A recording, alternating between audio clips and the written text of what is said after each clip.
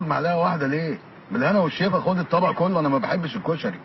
يا دي النيله، هبسطها لك. يعني لو واحد معاه 6.5 مليون يعني. ايه ده؟ اشمعنى 6.5 يعني مليون؟ هو معاه كده 6.5 مليون، جينا احنا خدنا منه 200، هيموت من الجوع؟ 200 دول كام يعني؟ يا دي النيله، هبسطها لك.